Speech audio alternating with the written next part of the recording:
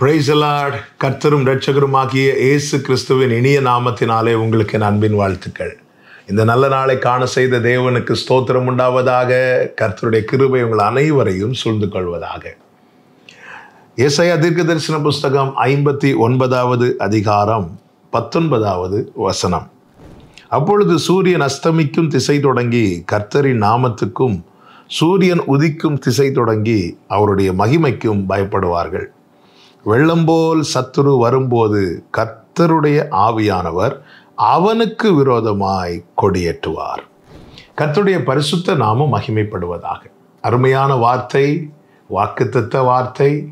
வெள்ளம் போல சத்துரு வரும்போது கர்த்தருடைய ஆவியானவர் அவனுக்கு விரோதமாய் கொடியேற்றுவார். யாருக்கு விரோதமாய்? சத்துருவுக்கு விரோதமாய். சத்துருக்கு விரோதமாய் கொடியேற்றுவார் என்றால் அங்கே ஒரு காரியம் நாம் அறிந்து கொள்ள முடியும். என்ன தெரியுமா?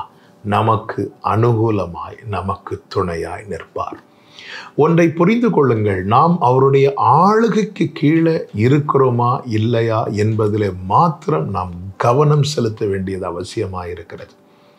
நாம் அவருடைய ஆளுகைக்கு கீழ் இருந்தால் நம்மை தொடுகிறவன் அவர் கண்மணியை தொடுகிறான் என்று வேதம் சொல்லுகிறது. சியோன் குமாரத்தியே, நீ கம்பீரித்து பாடு, இஸ்ரவேலின் பரிசுத்தர் உன் நடுவில் பெரியவராயிருக்கிறார் என்று வேதத்திலே சொல்லப்பட்டிருக்கிறது. என் நடுவில் அவர் பெரியவராயிருக்கிறார் என்றால் என்ன அர்த்தம்?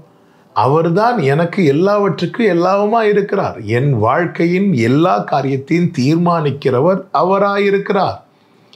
அப்படி அவர் எனக்கு இருக்கும்போது எனக்கு விரோதமாய் ஒருவன் எழும்பினால் அவர் பார்த்துவிட்டு சும்மா இருக்க மாட்டார்.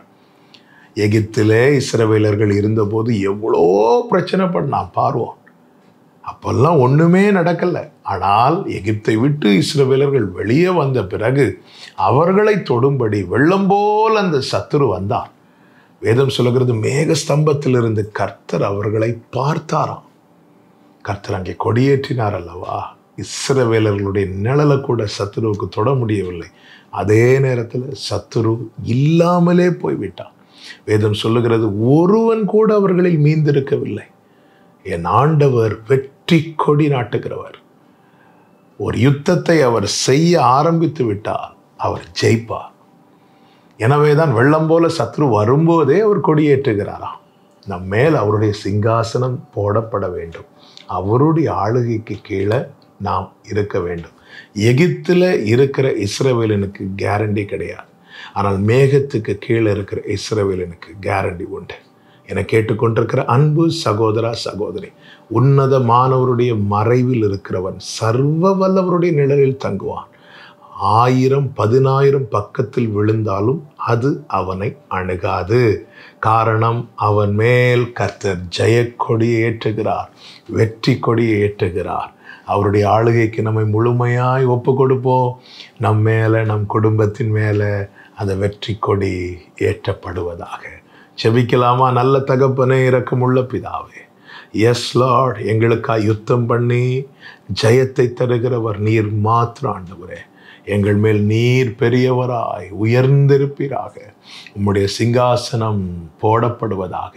இயேசுவின் நாமத்தில் பிதாவே, ஆமென், ஆமென்.